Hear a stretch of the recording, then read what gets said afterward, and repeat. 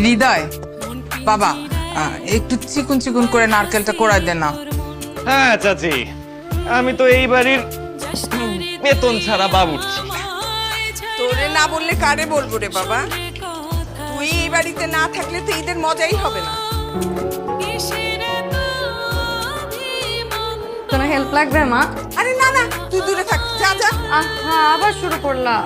তোর কিচ্ছু করতে হবে না, 2 দিন পর তোর বিয়ে, হাত পা পোড়াবি কাটবি, তারপর তোর জামাইরা আমরা কি বলবো? আচ্ছা, তোমরা আমাকে কি ভাবো? আগে মানুষ নাকি শোপিস? শোপিসই তো, ভাঙবি এতটুকু আবাদ করবি এত বেশি। আরে তোমরা কিছু বলো না কেন? ওকে আচ্ছা শোন, এগুলি কিছু ধরিস না, দাম অনেক করি। মানা করলাম না, ধরবি না। সেটা ভুল হয়ে গেছে। এই তিতলির মা, এই যে বাজার নিয়ে আসি, ঈদের বাজার। হ্যাঁ, নিয়ে তাড়াতাড়ি। শোনো, এর মধ্যে কিন্তু আছে, ওই যে কিশমিশ আছে। কিশমিশের কথা বলছিলাম, কিশমিশ নিয়ে আসছি। তুমি এখন খুলে আনছো?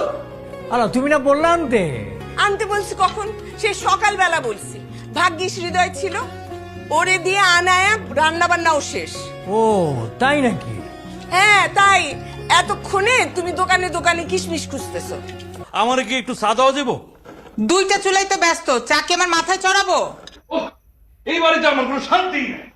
চাচা, চায়ের ব্যবস্থা হয়ে যাবে। হ্যাঁ, হ্যাঁ, আমি তো আমার ভরসা পেয়ে গেছি। আরে হৃদয় আছে বলেই তো আমার কোনো চিন্তা নাই। হ্যাঁ, আল্লাহ পাক হৃদয় রে আমাকে ম্যানেজার বানায় পাঠাইছে। ম্যানেজার না, ও এই বাড়ির ছেলে। আচ্ছা ঠিক আছে, ম্যানেজার কাম ঘরের পোলা। হ্যাঁ, মা, ও সবকিছু পারে কিভাবে? কিভাবে পারিস? শোন, জীবনে চলতে গেলে এগুলো শিখতে